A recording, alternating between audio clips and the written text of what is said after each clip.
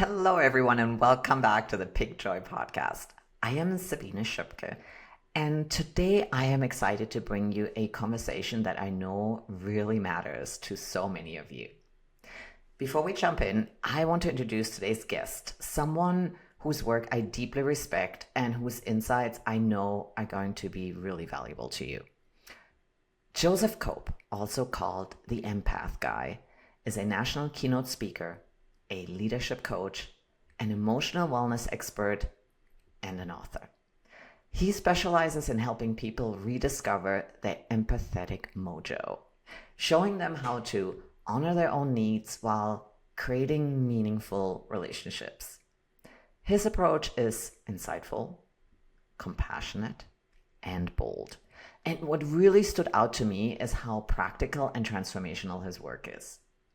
I invited Joseph here because I wanted to explore how we pick joy by shifting from empathetic burnout to soulful success through creating meaningful connection in our lives and how we step into our power without losing ourselves.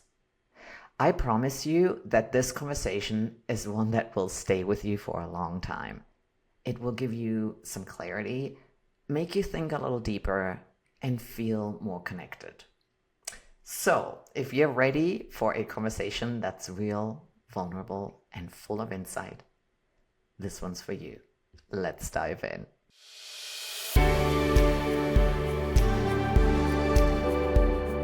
Hello, Joseph. Hello, Sabine.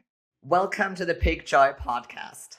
I am more than excited to be here. I can't wait to see what we're going to get into today. I invited you because your work speaks to people who feel deeply and they often don't know what to do with it. And at the same time, Pig Joy isn't about forcing positivity or faking it or pretending that everything is good, but it's about learning how to stay true to yourself without abandoning your sensitivity. So I am really curious how that shows up in your work and in your own personal life. And for people who don't know you yet, how do you usually describe what you do? Sabine, what I like to describe with people is because they ask me, well, you're the empathy guy. What does that mean? First and foremost, I love to be able to re-engage humanity in connection that is authentic. That is my goal, is to find ways to have humans engage in the deepest vibrational level that is accessible to humans, which is through authenticity. But humans are so conditioned these days to have these quick little hits of what they think is joy, what they think is happiness. And what they don't realize is that it's caving away what's on the inside. And so they almost don't recognize human connection, real, genuine human connection, until it's too late, or until they've missed it, or until they question, what was that?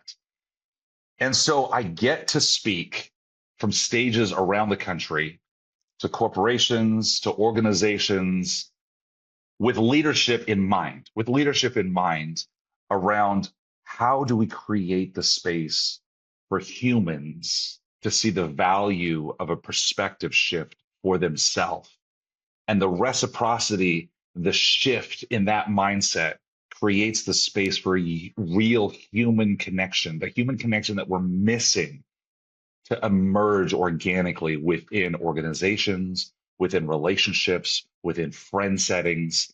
And that's how I'm bringing empathy, real, authentic empathy into the world, back into the space that we've been missing for so long. That's a long-winded way, Sabine, of saying my mission, my vision is to recreate the space where humans can connect authentically as humans and just humans.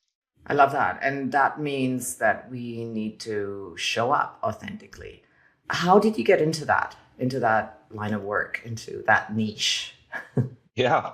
Well, it doesn't just dawn on you. Like, you don't No, just dawn on you like, hey, I'm going to be the empathy guy.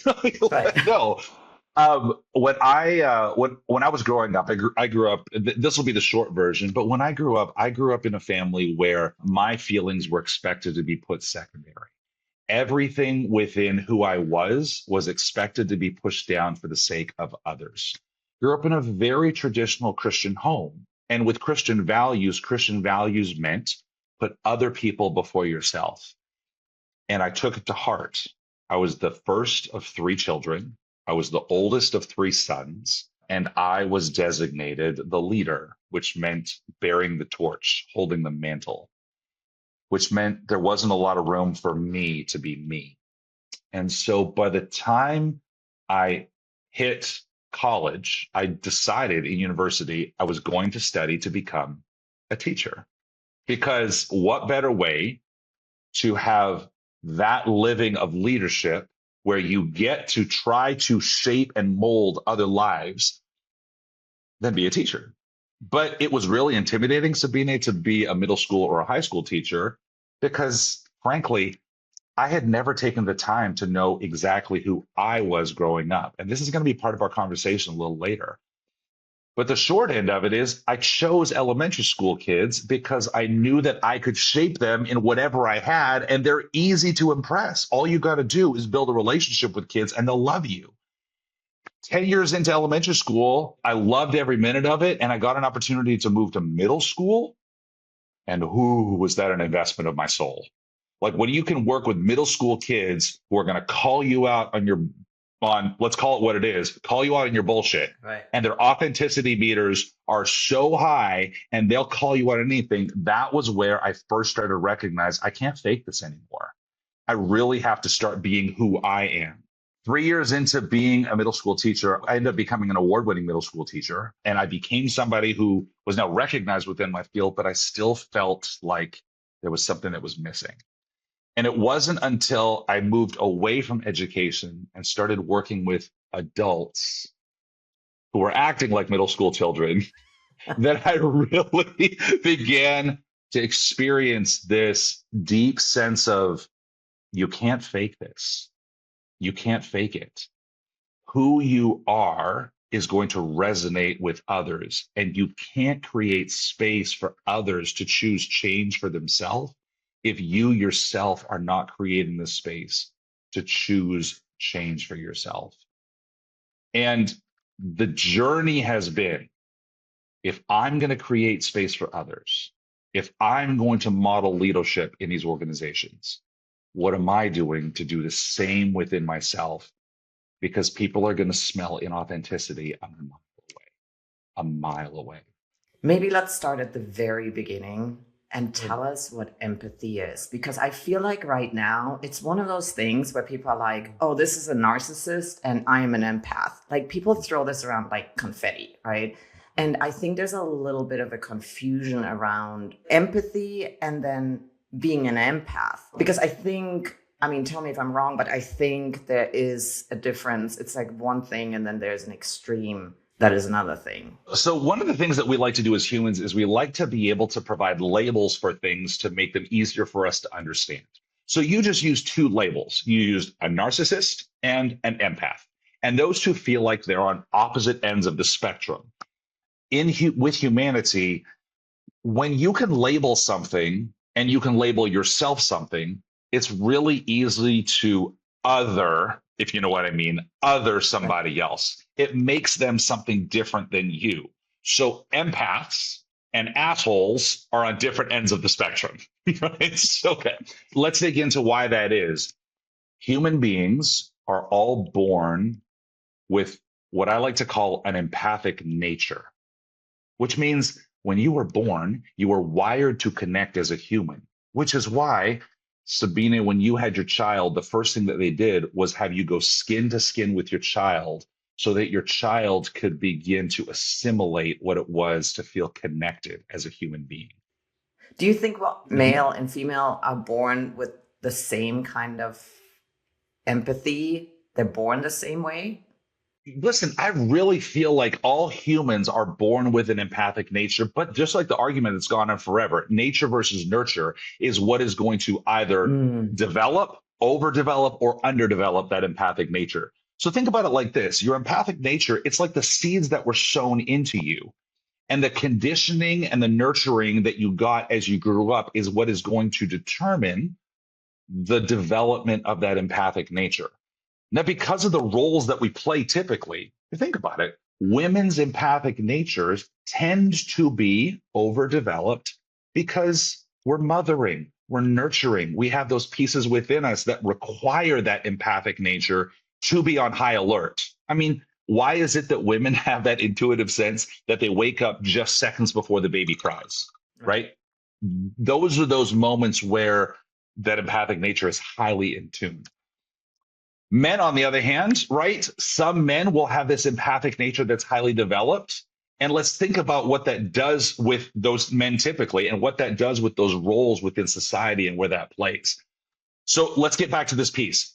A labeled empath can label themselves an empath, but in the workplace and in life, the label of an empath can also often be associated with weak and easily vulnerable, right? Right. By the people who have an underdeveloped empathic nature. And who tends to run organizations? It tends to be people who typically, right, have an underdeveloped empathic nature. Because an underdeveloped empathic nature, the way that our society is set up, the way that a lot of our systems set up, drives progress, drives process, drives outcomes. Right. And there tends to not be a lot of room for that overdeveloped empathic nature. So here's where empathy comes in. Empathy by itself is not empathic nature. Empathy is a skill, what I like to call a fierce skill. I can't stand the term soft skill. We're just going to dismantle the misnomer of soft skill. Let's just get it out there.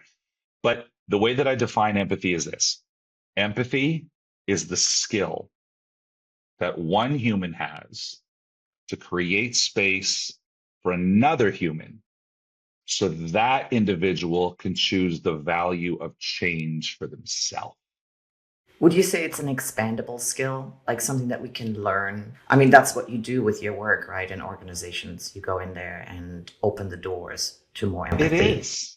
It is. We firstly have to identify where a human is on the empathic nature spectrum, right? There's been studies that are out there that have shown, and actually they've given studies and have created studies that they administer when they're testing for autism on the spectrum. Because a human who is neurodivergent is what researchers will call zero positive on the empathic nature scale. Okay. Zero positive means they don't know how to engage in empathy as a skill, but it's positive because it doesn't have a negative effect on society. There are some zero negative folks, and those are the people whose proverbial pot of gold was just never filled. And so those tend to be your narcissists, that side of the spectrum. But for the purposes of our conversation today, that is why humans who live on the spectrum somewhere, who are in that neurodivergent space, can learn the skill of empathy. They just need to know the framework with which to apply that empathy as a skill, a fierce skill. Now, for those of us who are not on that neurodivergent space, or maybe there's somewhere where we fall somewhere in the middle, I'd love to share the link to that test so people who are listening to this Sure. can identify where they are on the empathic nature scale so they know where to start and where they fall. Because people who are way over here on the highly developed, you need to be able to lock into empathy as a skill so that you don't overwhelm people with all of the emotion and all the feeling. The people who are over here on the underdeveloped side are going to need to know how to engage intentionally in this skill so that your structure and your intention doesn't overwhelm the people who are on this side. So the skill, yes, it can be learned. Think about it like this. It's like the calibration in the middle where human connection can occur. So I'm curious, when you tell people what you do they respond with wanting to know more about how can I become more empathetic? Or do they come to you and say, oh my God, I am so empathetic, it's biting me in the ass? What's the usual response you get? Because there is both, right? Oh, there is. Okay, so I'll tell you this. 90% of the responses that I get are, oh, I know somebody else who needs to talk to you. it's, it's very rarely. Now, the people who have identified themselves as empaths will tell me, oh, I know somebody who needs to talk to you. Like, oh, they need more empathy. And then the people who are aware enough, who have a low developed empathic nature, a lot of times they will say, oh, like, I need to talk to you more. Like, how can I become more empathetic? Because I'm losing people in my business because they're calling me this, or I feel like I can't quite get along with all the people in my office. I need this. So it's really interesting. The people who have a low developed empathic nature tend to want to know how to. The people who are on the high developed, who identify as empaths, want those other people to change to be like them, not recognizing Mm. that they may be carrying significantly more weight than they deserve to in their life. Where do you see people losing themselves the most as empaths? So let's focus on that group. I love that we're focusing on that group because those are my people. Those are my people too.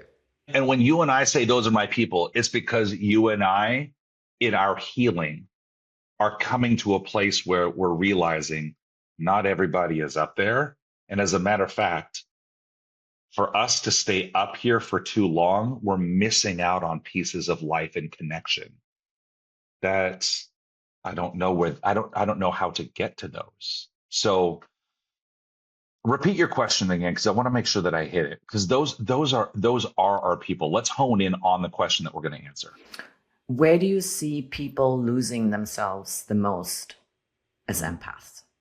Mm. What are they struggling with?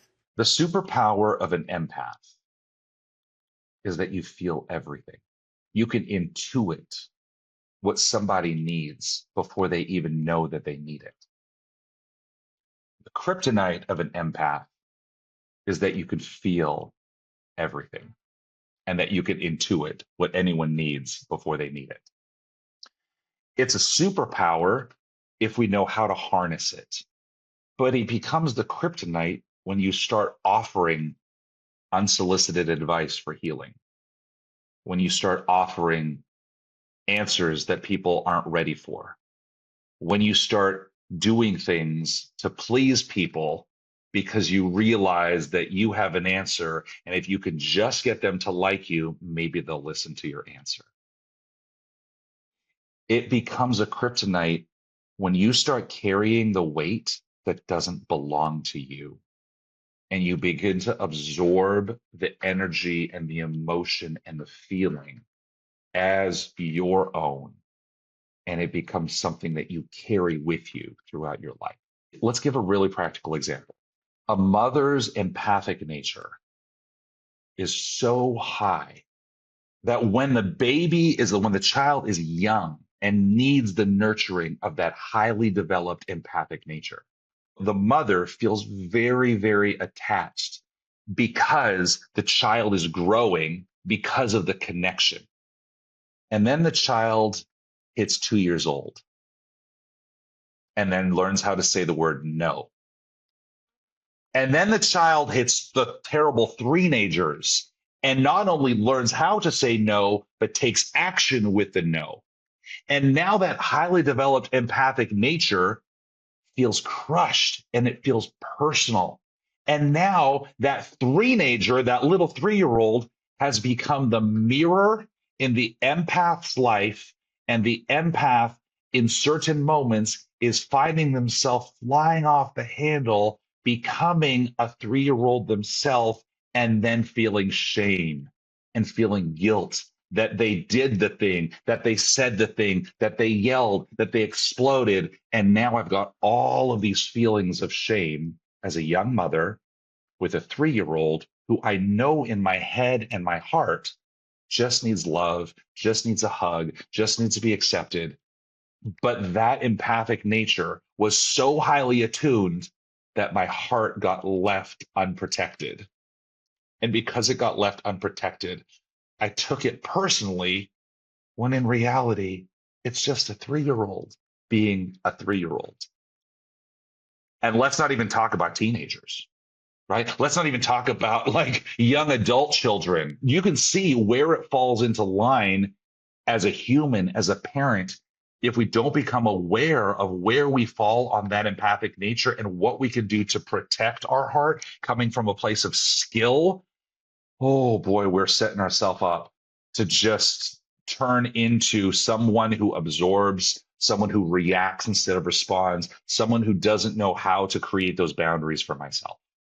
That's a really good example. If you follow that line through, okay, it's the 1 year old, it's the 3 year old, it's a teenager, but then it also shows up in other relationships that we have, whether it is with our own parents who are aging, or it is the life partner, husband, wife that we have. I mean, there's a gazillion little points that could agitate an empath, and where, I mean, feelings of obligation, shame, guilt, like all the things that you named, rear its ugly head. And I mean, it's a crazy roller coaster ride that Hmm. like just landmines all over. Here is somewhere where I'd like to jump in and give a little nugget to our empaths who are out there who are listening. Now, if you're the mother now who's got kids who are out of the house and you're empty nesting and you remember what it was like being a parent and you're like, oh geez, that was me. Or you're in the middle of it all, right? Or you're somebody who just this kind of resonates. Here's something that I want you to think about. One of the things that is a pitfall for empaths is that they don't know who they are yet because their whole life they spent absorbing other people's identity because their empathic nature was so high that they didn't know differently. Okay, so that leads me to the next question. The whole motherly thing, that's one thing. Like that's Sure, innate sure. nurture, like, Yep. but how do we become empaths? I mean, mother is one thing, but let's say besides that, in our other relationships, what sets us up to become an empath? Oh, such a good question. How do we become an empath? Think about it like this. Your empathic nature, which is within you, has all of these seeds that were implanted within you. And all of those seeds were designed so that you could experience connection with other beings. Okay. So as you're growing up, as you're experiencing life through the eyes of a 2 year old, 3 year old, 5 year old, 10 year old, 15 year old, 21 year old, all of these experiences you have in connecting with others are like the universe watering those little seeds, right? So you here are the 3 year old girl who gets to be on daddy's shoulders and you remember laughing with daddy and then daddy taking you to go fishing and you catch your first fish for the first time and all of those moments that you have, those are elements where the seed was sown, right? But then there's these other times where you go into the room and you realize that mom isn't feeling very good and you walk up and say, mommy, are you doing okay? And mommy says, I don't need to talk about it right now, please just leave me alone. Well, that watered something else around what connection or disconnection feels like. So all of these conditioning pieces come in through you as you're growing up. And those are what I like to call the blueprint of your empathic nature. So depending on all of your experiences in life, it gives you the opportunity as an adult in your healing process, in your journey to look back and ask yourself this question: what does connection look like for me? We've all had experiences of relationships that have not gone well. And it's really easy to other the person and say it didn't work out because of that. But a really reflective question to ask is, what was the common thread with me that I was looking for in my connection, my human connection? Let's put it in terms of our conversation today. How did my empathic nature, overdeveloped or underdeveloped? And for the purposes of our audience today, how did my overdeveloped empathic nature expect something that this person just couldn't give? How did this overdeveloped empathic nature set me up for success? And where did it set me up for something that I missed totally because I didn't know myself yet enough? So the key really is to get to know yourself and see where you are on this. Yeah. Your capacity to create space for others is limited only by your capacity to create space for yourself. If we can't learn how to create space for ourselves, and I'm not talking bubble baths, glass of wine, and just going for a walk. I'm asking deep questions like, what does my empathic nature blueprint look like? What are some of the experiences in my life that keep coming up again and again? Who are the people in my life that remind me of the people that I'm closest to? And who are the people that I'm closest to that I just can't seem to break through with? It makes a big difference when we go deep with those questions. And that's why empathy is not just something that we can throw around. I Right. mean, it's really easy just to label yourself as an empath, but so what? So what? How is your empathic nature going to contribute to you connecting with the humans that are the hardest to connect with in your life? And would you agree that it is such a vital component of what I usually talk about, the pick joy, how to create the life that's in alignment with who I am, who I truly am today, not 20, 30 years ago, but today, like to really get to know yourself and realize who I am. And from there, make choices that are in alignment with how I want to feel, truly feel like true to myself. And that's why this is so important for me to talk to you, because I have struggled with being an empath and over giving and people pleasing and disregarding my own boundaries because I felt like I was responsible for the emotional well being of other people. And as much as that is a beautiful thing, but I know it has really bitten me in the butt. And you and I had talked about this over the last probably like year. It was really eye opening for me to understand myself better, to make better choices for myself. And I want to point out a lot of people, their response is like, well, that's selfish, like you're going to put yourself first.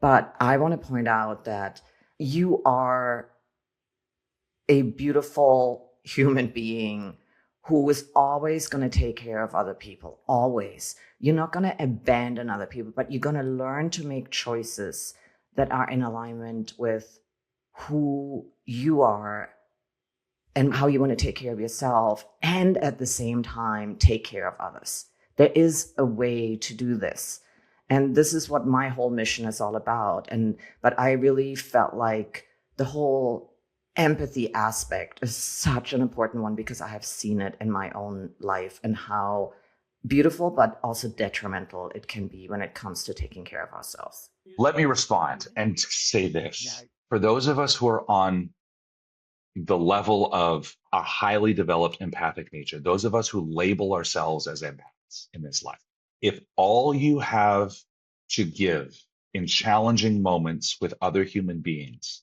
is your empathic nature, your overdeveloped empathic nature, your empath label, what you are going to likely be giving to other humans is not the skill of empathy. You are likely going to be creating a space of sympathy. And sympathy feeds on emotions. Sympathy grows a higher emotional energy. Sympathy breeds victimhood. Sympathy breeds resentment. Sympathy breeds heaviness. Like you think about it. Remember at the beginning, I told you that the kryptonite and the superpower is that we feel everybody's feelings and we know what to do with them before they even know what it is. And so we offer our empathic nature as the solution. But real talk, for those of us who have gone through this, how many times have we experienced somebody's like, well, that's nice, thank you, I might try that. But what they're saying underneath is, don't nobody need your sympathy. I don't want a solution. Real fierce empathy creates the space for someone to see the value of change for themselves, which is why sometimes empaths have the hardest time listening to listen and not just listening to respond. Empaths have a really hard time holding their tongue and not saying something that they think that should be the answer because they know within themselves, they feel it, and this is what they would do, and that people pleasing nature comes out within them. Empaths are these beautiful human beings. It's like they're the shooting stars of the universe. Like they light up rooms when they come in, and people love being around empaths because intuitively they create space for you to feel warm and welcome, and you feel like you can talk to them about anything. But sometimes you spend enough time with an empath, and if you're not an empath to that level, or two empaths start spending enough time together, they kind of hit this wall of like, okay, we're done. Like, I've heard enough out of you, and you've heard enough out of me, and it's starting to feel, but what they're starting to feel is the heaviness of unintentional sympathy going back and forth. Because we have answers, we have feelings. What empaths are going to be tasked to do after this conversation today is, can you create space with intention for that other person to see the value of a fractional shift for themselves without you being a part of the solution? So that translating that into action would mean listening without advising, without being the crutch. Yes. Listening with intention, listening for the words that aren't being spoken. Sabine, when I am on stage and coaching and working in workshops, whether it's with 1,000 people, a group of six, or one on one with somebody, I always come back to this framework. And I hope it's okay that I share that. Yes, please, please. The framework that I share, it's what I call the cargo framework. Okay. Cargo is very different than baggage. When you go into a conversation and you're trying to help somebody, or your intention is to create space, the number one rule is to leave your baggage and your ego at the door. Your empathic nature will be your superpower if you can check your ego at the door. The cargo model stands for this. The C stands for connection. And the first question I ask myself is, what can I do to connect with this human?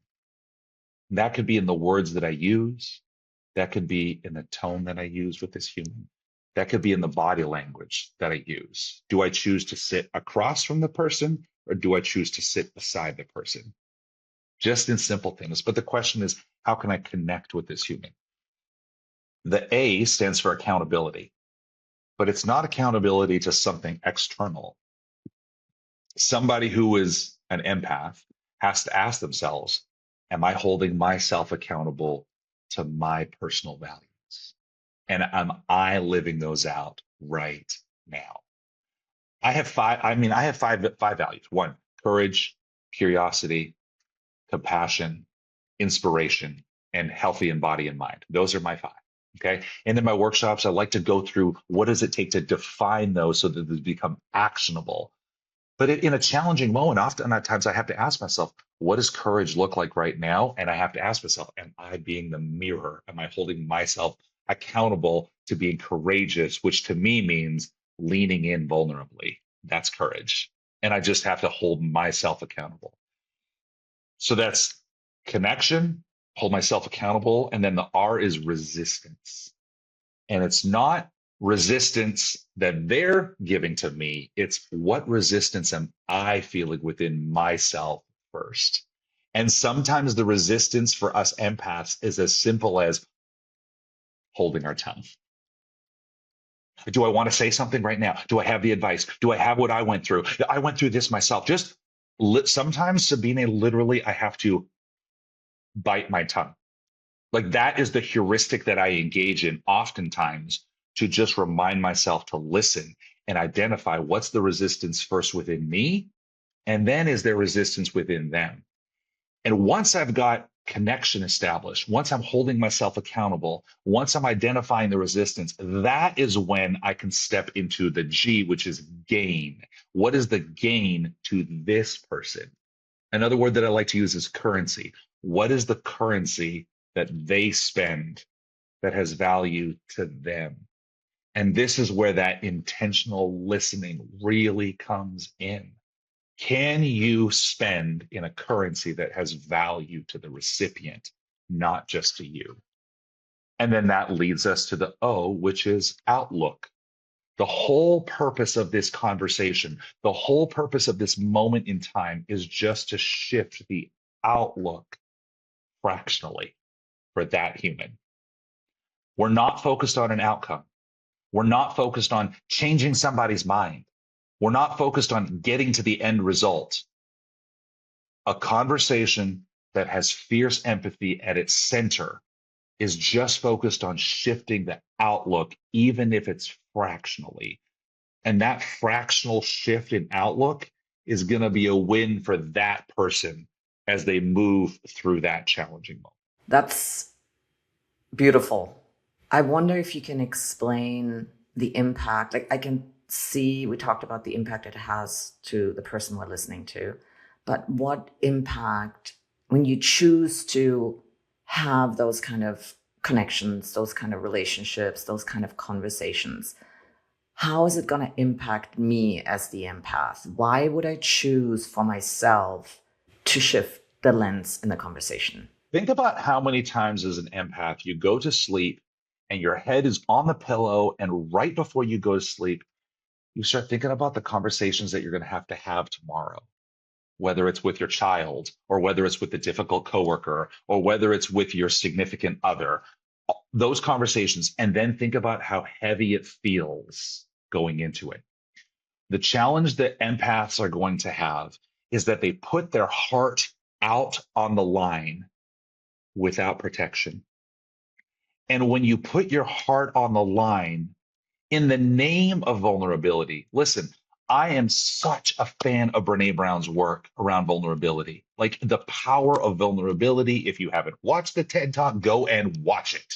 Caveat, us empaths take it next level. Like we put ourselves out there. And when people don't respond to our vulnerability, we're wondering, where did we go wrong? Why isn't this working? Why can't I connect? And then empaths that intuitively are going to start shutting down and armoring up. This is where Brene Brown's work around armoring up comes in, right? So we armor up because it doesn't feel safe to be vulnerable in those places. What implementing the cargo model does in these challenging moments is it turns away from just, this is who I am as a person, this is my heart out on the table, to I'm going to engage in this conversation. I'm going to engage in this challenging moment from a place of skill that is founded in heart. So I'm going to put my heart on the table, but you can't touch it, because if your readiness to change is low, it's not on me, it's on you. If your readiness to change, your outlook is not ready, I'm going to go away and I'm going to come back and ask myself, was my connection really authentic? Was I really holding myself accountable to my values, or did I kind of come across as a jerk? Did I identify the resistance or not? Oh my gosh, maybe I didn't identify the resistance. I thought it was there, but it wasn't. And then did I spend in a currency that had value to them? Or did this kind of feel manipulative, like I was trying to make it transactional? Or was I focused on the outcome instead of the outlook? You see, giving this framework, one, it protects you to recognize I'm just coming at this from a place of skill, not just my heart. Number two, it gives you the opportunity to be reflective about your skill when you put your head down on the pillow that night. and you get a chance to say, what am I going to do to maintain my composure and my emotional regulation the next time that I go into this? How am I not going to let my empathic nature take over? How can I come at this from a place of skill? I feel like that's a muscle. That framework is a muscle that you need to flex, right? Like Can this I give doesn't you a, just can I give, happen mm, overnight. it doesn't. I'm going to give you the magic number. Okay. Here's the magic number 30. Okay. Behavioral gurus out there. It's like all the habit gurus out there 30 times in 30 days. Okay. What they don't tell you is that 30 times is the minimum amount for it to even have a chance of appearing in your subconscious. 30 is the amount of times with intention that it takes for you to do it. Okay. So the magic number is not actually one magic number. It's a span. It's 30 to 66 because habit folks will have told you by 66 is where it starts to appear in your subconscious, not your unconscious, your subconscious, which is just below the surface. So if you're hearing this and you're like, oh, that's good. I'm going to try that on my husband tomorrow. Don't do it. Don't do it. Try it on something low effort, right? At the grocery store, right? Challenge yourself as you're checking out in line. Ask yourself, what can I do to connect with this person? Like if I notice like, oh, they look like they're not having a great day. What are my values? If one of my values is compassion, and compassion to me is connection that's authentic, I might just reach out and say, like, oh, how long has your shift been? Or how long do you have left on your shift? And if they say whatever, and then here you are connecting, right? And if there's resistance that comes back, just identify the resistance. And then you speak in a little way that might hit to their gain. And it might be something as simple as, you got an hour left. You can do this. Let's make it a great one. And the outcome becomes not what you're shifted on. The outlook might come in the way of they just give you a little smile and say thank you.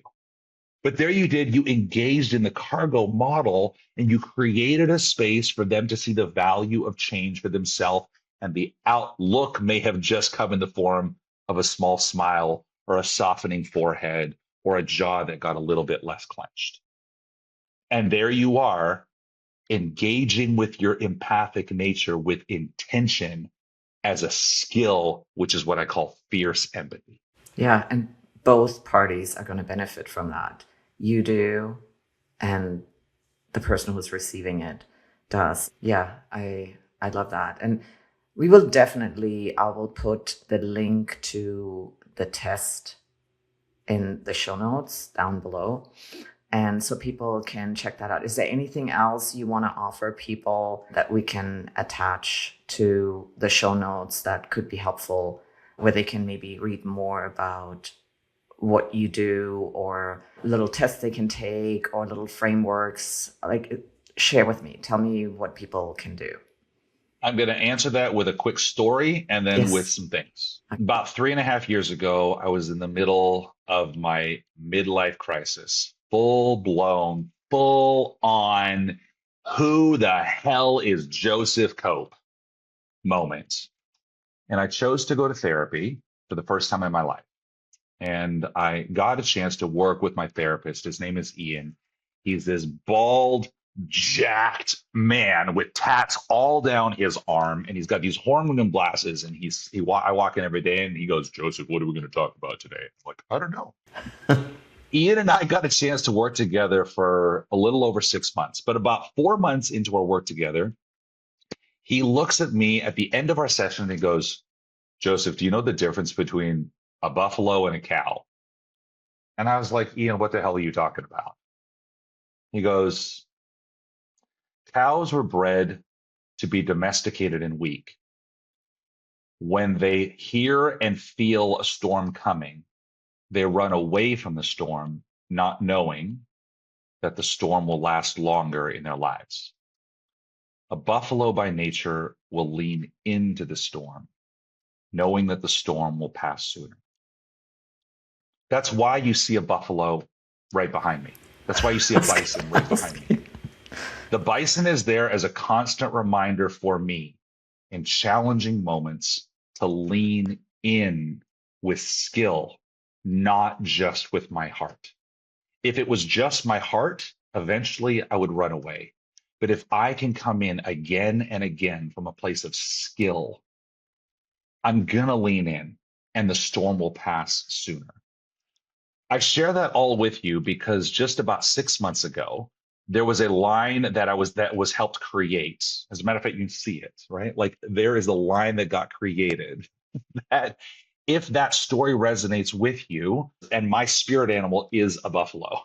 And so when you wear the buffalo on your heart, the bison on your heart, it's a constant reminder for me, lean in to this moment. Lean in. So in the show notes, I'm happy to drop for our listeners where that is. And just for our listeners, I'd love to give my friends and family my Sabine code that they can drop in. And it's just for them to be able to use for this.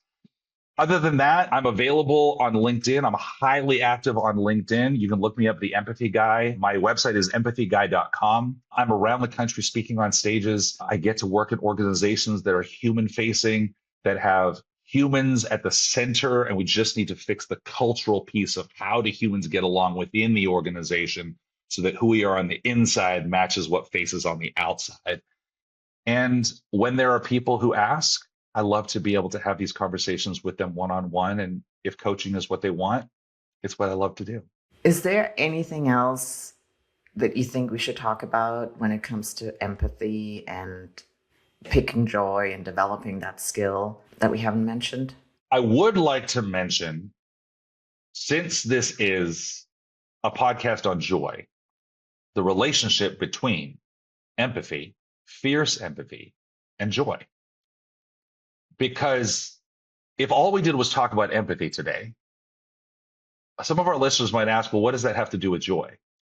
And I think you and I have alluded to it a little bit today, but I don't think we've specifically hit it. So I'd love to hit on this, Please. which is there's reciprocity in empathy when it's created by you with intention for somebody else. Okay.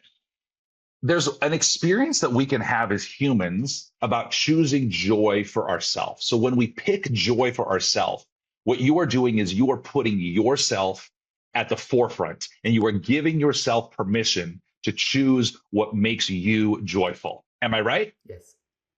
So those of you who are empaths out there right now, we're going to repeat this line. Here it comes. I am not responsible for your emotions or your feelings. I am not responsible for your emotions or your feelings. And if you felt a little, but wait, I kind of am, say it enough times until there's this little pilot light within you that appears. That little pilot light within you is the beginnings of joy for yourself, where you can choose joy for yourself. And when you start to choose joy for yourself, the beauty is that you start to want to create space for the person that matters the most in this universe. And that's you. And when you start to create that space for you and you find the little places of joy within yourself, what you're going to find is that your connections with people are going to be rewarding, more fulfilling. And you're going to start to create this reciprocity of joy with people who are going to feel within you. And you're going to start having people ask you, what's different about you? You know what you're creating by choosing joy? You're going to learn how to create that space of fierce empathy that we've been talking about for this whole episode. When you can start to choose joy for yourself, you are the person who has begun to create space for yourself. Because remember, your capacity to create authentic space for others is limited only by your capacity to create authentic space for yourself. And that starts with you choosing the next best thing that brings you joy. Not what's defined for you as joy, but what you choose as joy. I love that. Thank you, Joseph. I so appreciate you Thanks for taking the time. I will put all the information in the show notes so people can reach out to you. It's been a pleasure. It has been an absolute pleasure. And we're going to have to do it again sometime down the road. Yes, we shall. Joseph, thank you. Honestly, this was such a powerful and eye-opening conversation. And what I'm really taking away is this. Empathy isn't about something you have. It's something you build. It's a skill, a practice, and a responsibility, especially for people who feel deeply and naturally take on the emotions of others. I love how you reframed empathy as a strength, not a softness. The idea that connection starts with authenticity, that boundaries actually protect our ability to care, and that choosing joy and self-care isn't selfish. It's actually what makes sustainable empathy possible. And that really stayed with me. And this is exactly why this conversation belongs here on Pick Joy. Because choosing joy isn't about ignoring other people or shutting down emotionally. It's about learning how to stay connected to yourself while you care about others. It's about protecting your energy so your empathy comes from fullness, not depletion. You gave us beautiful language, tools, and a perspective that help empaths stop drowning in other people's emotions and start engaging with intention. And that shift from absorbing everything to connecting with awareness is where real relationships, real growth, and real joy begins. Joseph, thank you for the work you do in the world, and thank you for sharing your wisdom with us here today. So, thank you for being here with me today. And if something in this episode resonated with you, don't just move on. Take one small, honest step today. And if you know someone who needs to hear this, send it to them, share it with them. Subscribe to the Pick Joy podcast for more, and I will see you here next time.